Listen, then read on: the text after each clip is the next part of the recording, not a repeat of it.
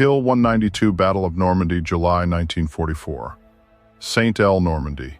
A German paratrooper lifts his binoculars and watches an American artillery battery fire into an empty field. Not once, not twice, all night. No machine gun nest, no troop movement, no visible target, just shells landing in mud, in hedgerows, on roads where nobody is moving. For the first time in his career, the veteran on Hill 192 thinks something impossible. The enemy has gone insane. He has fought in Russia. He has fought in Italy. He has survived Battle of Monte Cassino. He knows what artillery sounds like. He knows what it smells like. He knows how war works. To German observers, there is only one explanation. The Americans are wasting ammunition. They are firing blindly. They are firing without targets. And then, the impacts keep coming. Single rounds. No pattern. No visible purpose. And that is where they make their first mistake. Because the Americans are not missing. The Americans have simply stopped aiming at people.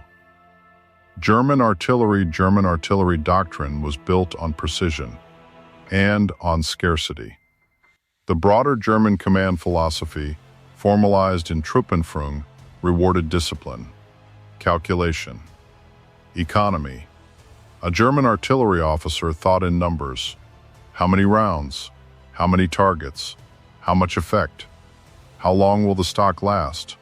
And in crisis phases on the Eastern Front, sometimes 50 rounds per gun or less. If resupply failed, a cannon became nothing more than steel. By 1944, that reality had not changed. And while Germany was building rockets, V2 rocket, much of its artillery in France was still being pulled by horses. Not in 1918, in 1944.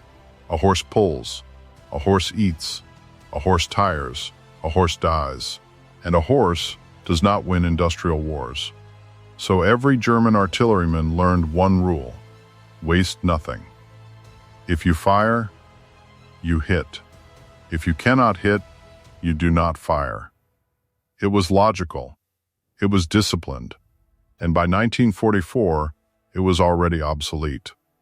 The American equation, the Americans asked a different question. Not, how many shells kill how many enemy soldiers? But, what happens when the enemy cannot move, cannot eat, cannot sleep? American doctrine had a name for it: harassing and interdiction fire. H&I fire. The idea was brutally simple. You do not need a direct hit. You need uncertainty. Picture a crossroads, 12 kilometers behind the German front. No observer, no line of sight, no confirmed target. Only certainty that supplies must move through there at night. Fuel, food, medical trucks, replacement troops, ammunition. And then at 02:23, one shell lands, just one. Somewhere behind Hill 192, a German truck driver kills his engine. No headlights, no cigarette, no sound. He has been awake for 36 hours. One shell landed on the road ahead. He does not know if another one is coming. He does not know if American observers can see him. He does not know if the crossroads is being watched. So he waits. And while he waits, fuel burns. Time disappears. The men at the front stay hungry. No shell hits him. And still, the mission is already dead. The Americans called it force multiplication. In plain English, you do not need to kill a man if you can destroy his war. The River of Steel in August 1944, something begins that Germany cannot understand. Red Ball Express, nearly 6,000 trucks, day and night, without pause, fuel, food, ammunition, spare parts, and somewhere in Pennsylvania, factories run, day, night, steel, brass, explosives, millions of labor hours. To the Americans, ammunition is not a stockpile. Ammunition is a river, and rivers do not run dry. On the German side, horse carts, captured guns, mixed calibers, different shells, different firing tables, different spare parts, a logistical nightmare. The Germans fought with inventories. The Americans fought with throughput. And that is where the war begins to shift. Not in foxholes, not in bunkers, not inside tanks, on loading platforms. The German realization, June 1944. Normandy.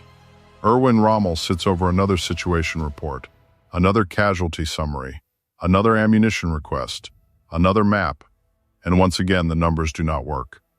In his reports, Rommel describes overwhelming Allied artillery and an outstanding supply of ammunition. He understands something terrifying.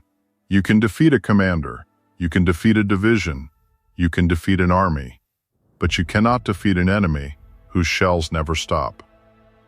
During Operation Cobra, General Fritz Bayerlein watches American artillery and bombers tear his formation apart. Roads vanish, tanks overturn, radio networks collapse. And then he describes something worse, men suddenly standing up, running into open ground, screaming. Not because they were hit, not because they were ordered, but because their minds could no longer tell when danger ended. And that was the real target. The final advantage. By late 1944, the Americans add something new, the VT fuse, a tiny radio proximity fuse, invisible, small, deadly. Normal artillery shells explode on impact. The VT fuse waits, measures, calculates, and detonates exactly above the target. Shrapnel falls straight down. Foxholes help less. Lying flat helps less. At the same time, American observation aircraft circle overhead, small Piper L-4 Grasshopper aircraft. Slow, light, almost harmless, until they spot you. And minutes later, 155 millimeters of steel does the rest. Movement becomes dangerous. Rest becomes dangerous. Silence becomes dangerous. The verdict, March 1945. Rhine, Germany's last great natural barrier. The Germans believe, here the Allies will be stopped. Then the guns open. Thousands of them, American, British, Canadian. The night turns white. The ground shakes. The air itself seems to tear apart.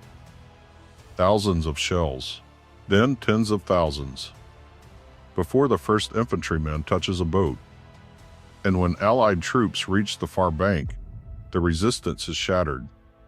Not because German soldiers lacked courage, not because Allied soldiers were tougher, but because the decision had already been made.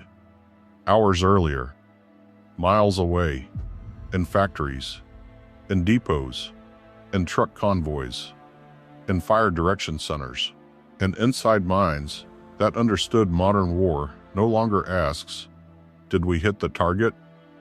It asks, did the enemy still have options? The Germans saw waste. The Americans saw prevention. The Germans counted shells. The Americans counted denied possibilities.